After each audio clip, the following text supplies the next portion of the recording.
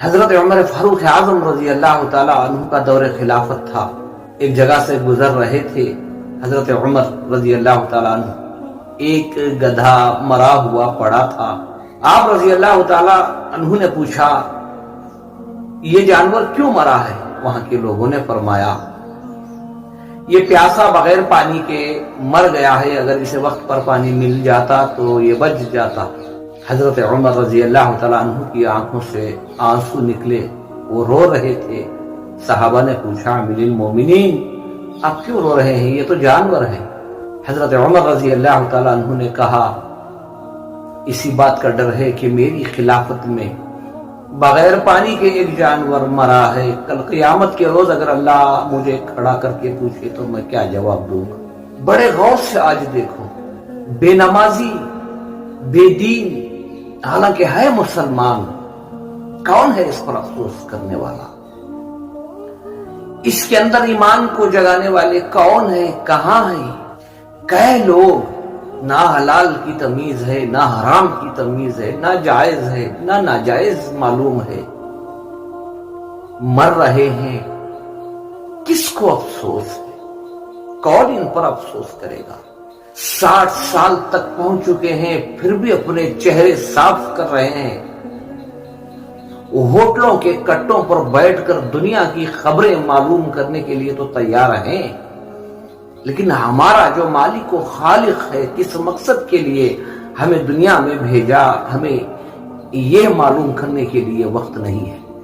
آج کا نوجوان طبقہ یہود و نصارہ کی نسل میں اپنی خواہشوں کو پوری کرنے میں اتنا مست مگن ہے، نہ انہیں دین کا پتہ ہے. مال زیادہ ہو چکا ہے، اس مال کو اسرافیات میں خرچ کیا جانے لگا ہے. نہ کسی یتیم، بیوہ، مجبور، لاچار کو پہچان رہے ہیں، نہ ان کا حق ادا کر رہے ہیں.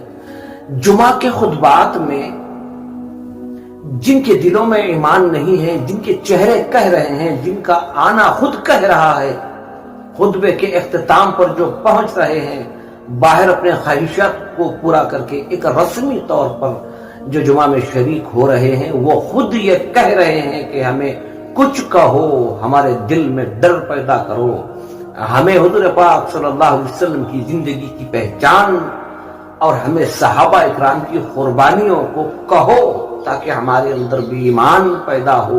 یہ وہ خود اپنے چہروں سے، اپنے کام سے، اپنے اخلاق و کردار سے کہہ رہے ہیں، لیکن یہاں علم و حکمت کی نظر سے پہچاننے والے کم ہو چکے ہیں.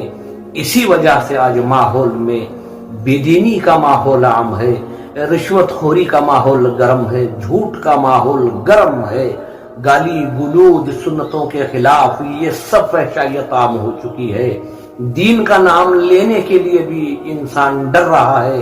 کسی مسلمان کو سنت کے مطابق کھانے پینے کے لیے کہنا بھی اس کے لیے دشوار ہو چکا ہے. ایک نمازی بے نمازی کو نماز کی دعوت دینے کے لیے بھی ڈر رہا ہے.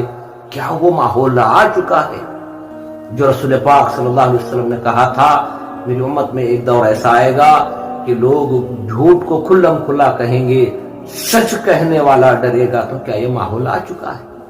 وہ علماء جو انبیاء کے وارثین ہیں انہیں چاہیے کہ وہ عبرت کی نظر، علم و حکمت کی نظر سے ماحول کو دیکھیں، ماحول کے نوجوانوں کو پہچانیں، بے نمازی عمر دراز لوگوں کو پہچانیں، اور پہچاننے کے بعد ان پر اخلاص کے ساتھ درد لے کر محنت کریں تاکہ موت سے پہلے انہیں بھی ایمان کا پتہ چل جائے، موت سے پہلے اپنے رب کو پہچاننے والے بن جائیں، موت سے پہلے خبر کے حالات کو درست کر لیں، موت سے پہلے حشر کے حالات درست کر لیں، موت سے پہلے انہیں یہ معلوم ہو جائے کہ کسی مالک نے ہمیں اس دنیا میں بھیجا ہے، ہمیں اس کی بات ماننا ہے.